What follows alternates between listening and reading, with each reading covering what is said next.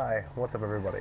My name is Scott, and I'm going to be recording a video right now, and I'm going to hang up on that stupid woman who broke our heart, because we're not going to be talking to her today. No, we're going to be talking about Bethesda's E3 press conference, which occurred last night at a very early time for myself, in the British Standard Time Zone, or whatever that BST stands for, because it was at 3 AM, and it was a very tiring experience.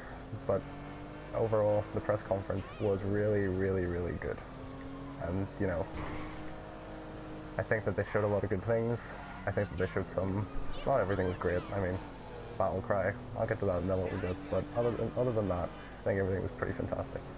Including Fallout 4, which was the main thing that everyone wanted to see. So, why was Fallout 4 so great? I think it was great for, you know, a number of reasons. That they showed a lot of it, which is not surprising, because I mean, it's pretty far along, obviously, because it's coming out November 10th everywhere. So, you know, they had a good lot of things done, I would assume. I'm sure they're not working on that much at the moment, but you never know. I'm sure they're crunching pretty hard over there to get everything done.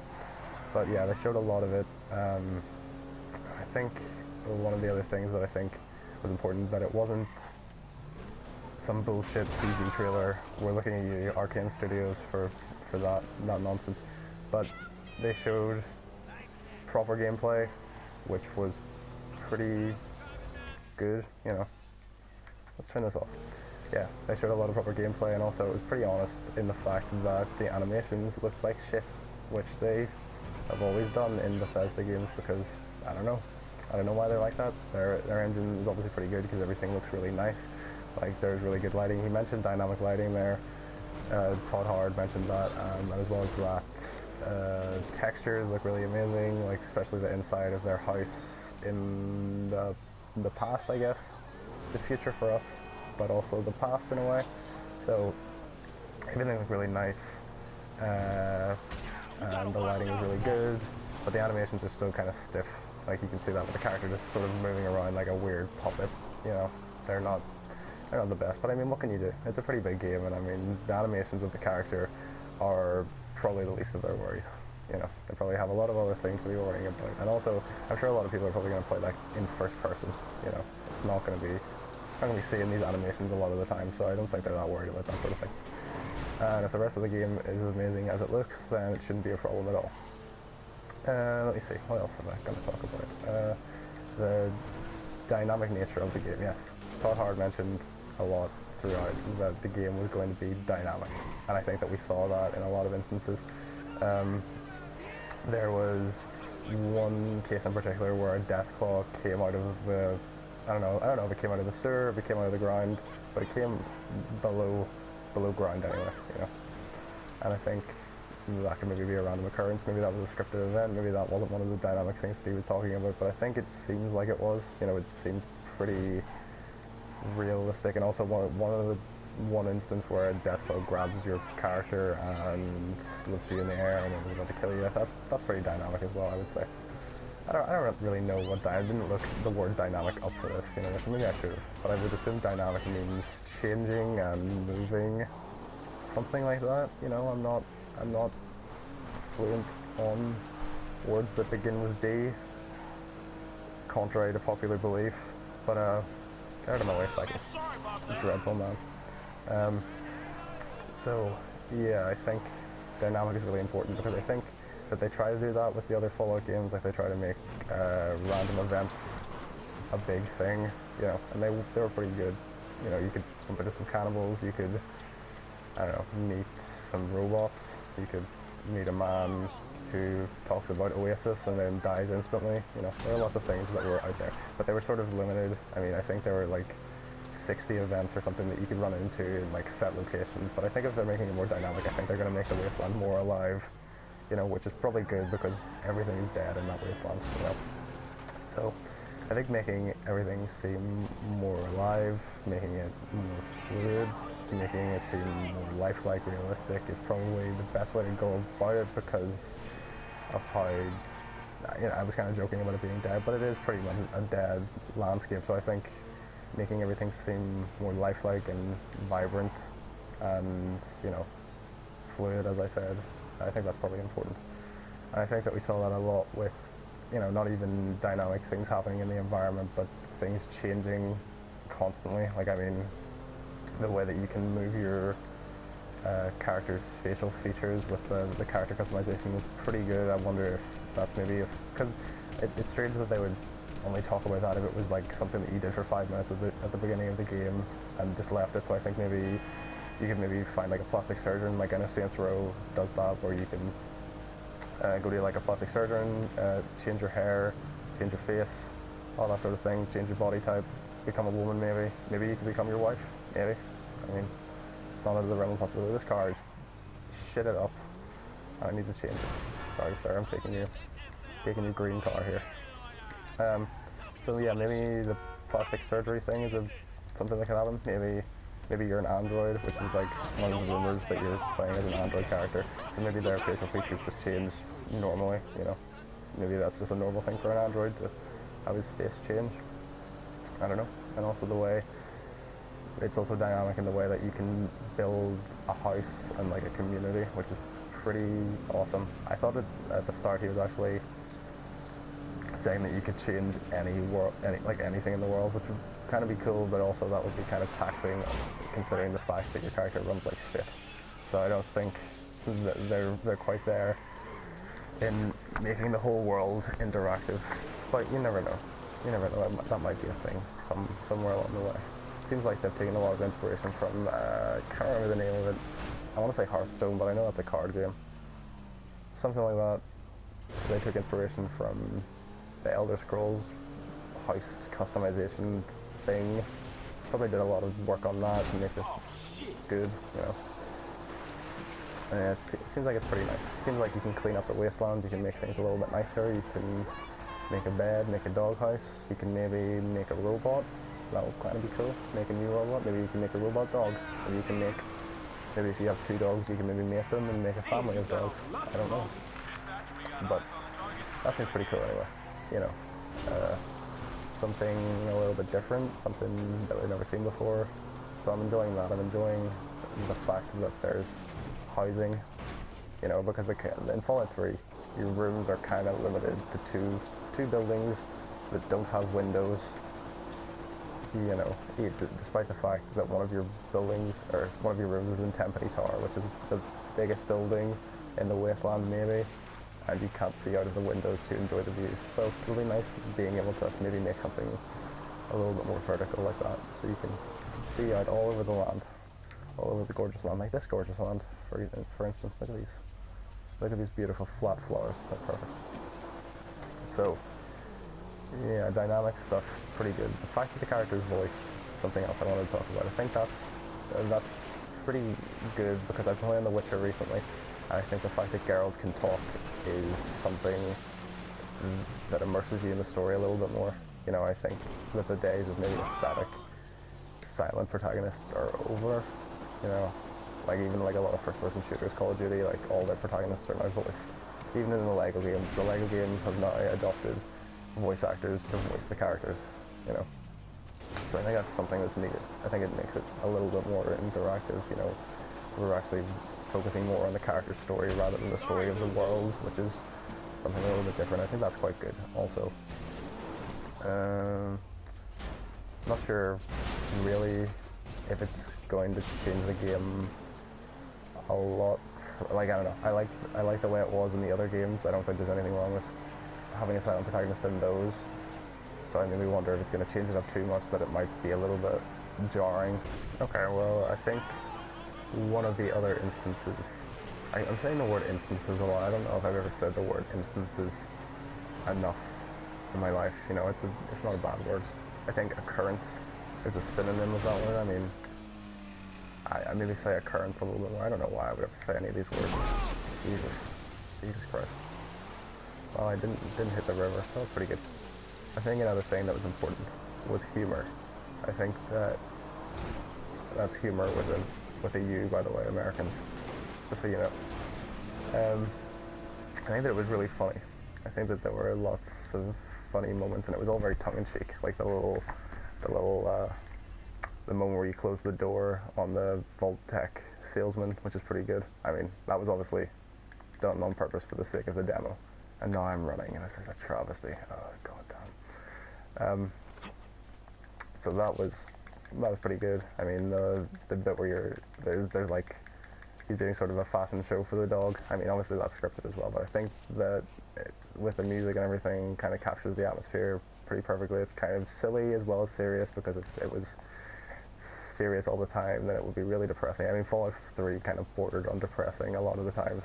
Like some characters and quests were pretty dire, you know. So I think the color and everything is making it more lively, changing the atmosphere a little bit to something that is a little bit more livelier, which I think is nice. I mean, I think that's something that's not a bad thing. I enjoyed the humor, and I enjoyed the humor of the press conference overall. I mean, I think that Todd Howard and Pete Hines did a really good job at hosting the conference. I think that they were really funny. There was one bad joke in there, but luckily it wasn't with those guys. It was from the Arcane Studios people who were speaking in French, and then they were like, "Oh, no, don't speak in French, speak in English, haha, that wasn't that a funny joke?" And I was sort of thinking, oh god, please stop with your humor, please stop. That's not that funny. And nobody laughed, which was a shame for those guys. But apart from that, the humor was pretty on point, which I think is something that you need, because then if there's no humor injected into it, there's no personality, and then it really just turns into like corporate babble, trying to please investors and stuff like that, which would be a misstep, I think.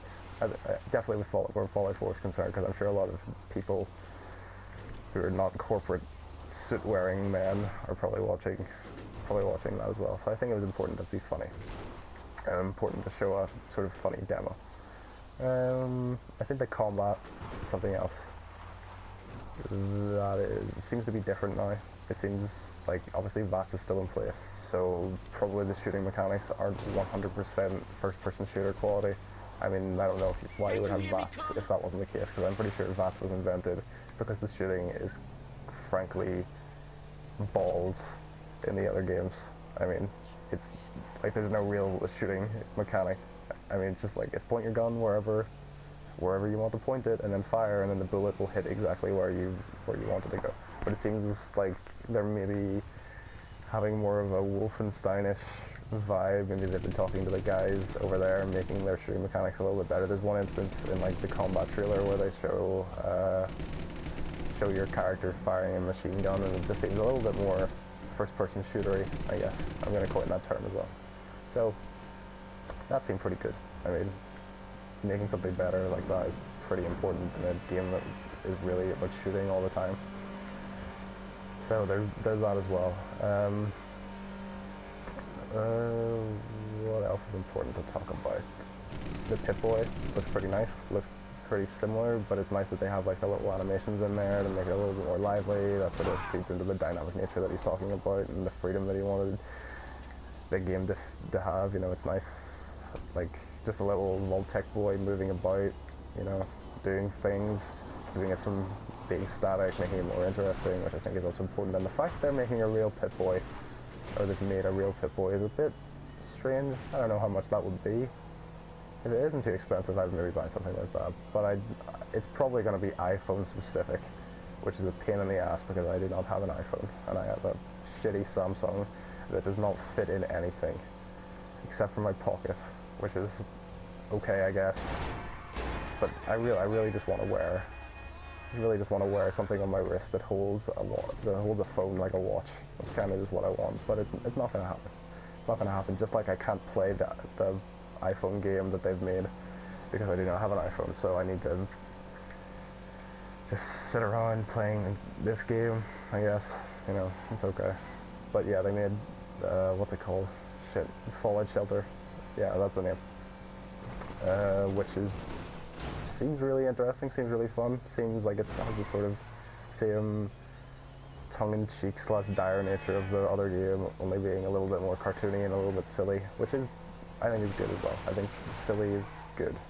I think it plays well with the main game, you know, gives something a little bit different, focuses more on vaults.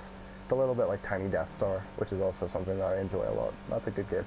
Kind of reminds me a little bit about where you're sort of making resources, producing different floors in your building, you know, doing lots of cool stuff like that. So I think that could be a winner. Hopefully they'll bring it to Android soon and then I can actually play it. But maybe, because I do have an iPod Touch, but it doesn't actually run the damn thing. I checked this morning. So boo for them for that. But I mean, other than that, I can't really complain. It's not really their fault that I bought a shit phone, you know. Sorry, Samsung.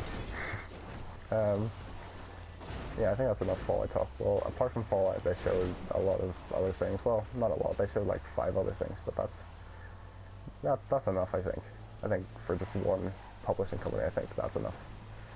They showed Doom, and I'm not really a big fan of Doom. I've never played any Doom games, but that shit was pretty awesome. I mean, it was just a lot of gore and violence, but I mean, I don't really know what more you would want in a game. It seemed a little bit, I don't know, bare bones. It was sort of just running around shooting things. It wasn't really, you know, there wasn't much story there, I guess, but I'm sure that will come.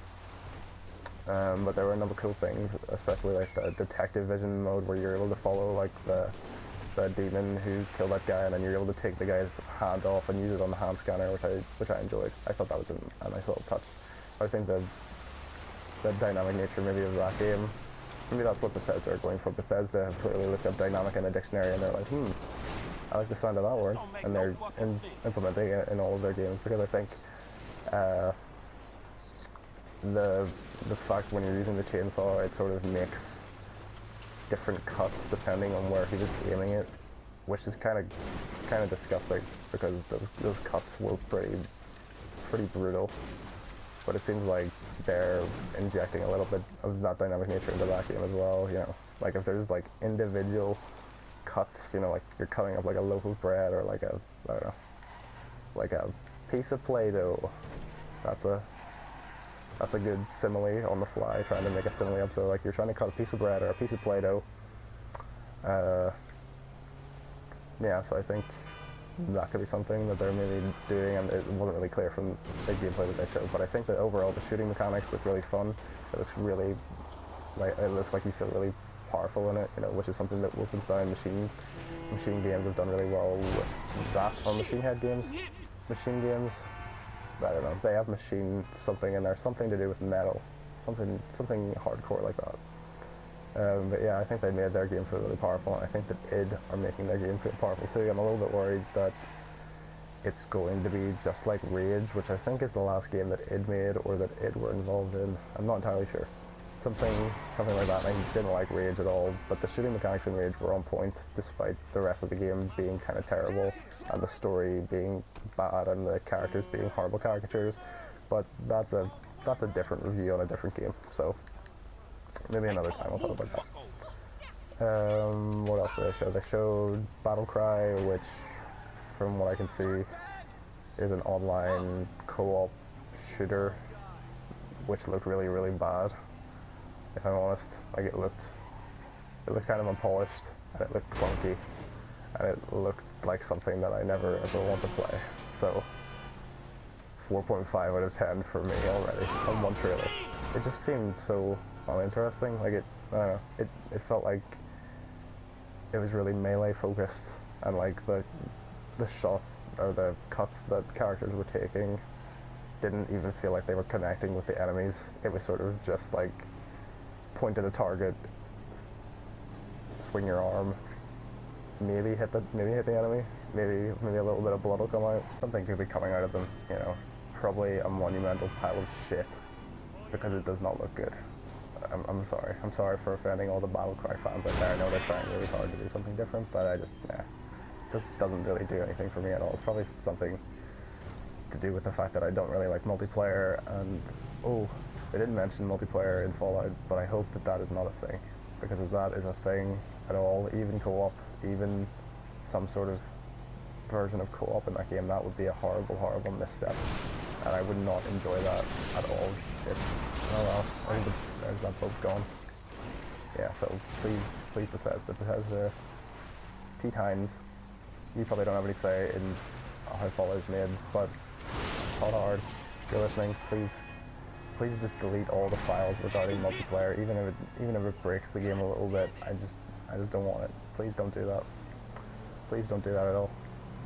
So, the next thing that talked about. Let's get away from the horrible nightmare that could be Fallout multiplayer, and we'll move on to something else. Dishonored 2, which I feel like that game could be a while off if they didn't even show any gameplay, which, I don't know. I don't know if the trailer they showed was in-engine or if it was pre-rendered, or I don't know what was going on there. But apart from their awful joke, Arcane Studios showed Dishonored 2. They showed a CG trailer which showed off a new location. It didn't shoot it off. You know, there were some shoes in the game. I'm sure I didn't look at their feet, but I'm sure they were wearing shoes. It showed off new city, new character, like new protagonist, which is, I feel like, is the girl from the first game, Emily. She's all grown up, which is nice. Seems like they're doing like a bit of an Assassin's Creed Syndicate type thing, where they have a male and a female protagonist, because they said that you could play as the guy from the first one as well. So I don't know if that's two separate campaigns, or if it's just, you know, changing around on the fly, or, you know, you pick before you start a mission or something. I don't know. But that's kind of cool that they've got a female protagonist in there. I like that. I like when games do that. They change it up a little bit and add a female into play as, and I think that could be good in Assassin's Creed as well. But maybe I'll talk about that when I do an Ubisoft video later. But I think I didn't like Dishonored 1, first of all. Like, I didn't like it at all, and I still don't like it. It's really frustrating, and I don't know, something about the game makes me feel a little bit sick, like vomit sick. I don't know what it is. Maybe it's the fact that there's lots of rats and plagues and stuff. Maybe it's, I don't know. I don't like the art style. I think it's like really muddy, so it makes me feel sick, and I don't like the art style. There you go. There's a ringing endorsement for that game. Yeah, but I'm not a fan of Dishonored at all. I don't like the combat. I think it's frustrating. I think it's punishing. It's just not fun for me. Yeah, not at all. So hopefully, like, I don't know if this game really does anything for me. I think it's probably going to be the same gameplay, the same combat, the same sort of thing, but they added a few new things in. It looked like you could be sort of a Spider-Man type character, that you could shoot out like webs and like fly between buildings and stuff, which is kind of cool. But I don't know if that would really change up the game that much for me, or make me like Dishonored any more than it did. It's nice that it's a different city. That's kind of cool. It could be very different. It looks almost like Mediterranean, like maybe subtropical, that type of thing, which again is good. But I mean, I don't think the location or the world that they built in Dishonored was pretty good, along with the city. It was a pretty, what was it called? I can't remember the name of the city. Sorry, Mountain Lion. Dunwall was the name of the city. Yeah, but I don't really have a problem with that. It was just the story as well was also really bad, as well as all the voice acting. So hopefully they fixed that, because that also suffered from like the stiff animation of like the Fallout in Skyrim, yeah. So I don't know if they'll have fixed any of this, because it seems like it's probably just going to be the same type of game.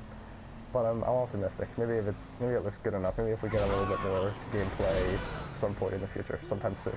But I don't really know when that's going to be coming out. If they didn't show any gameplay, like, could be winter 2016.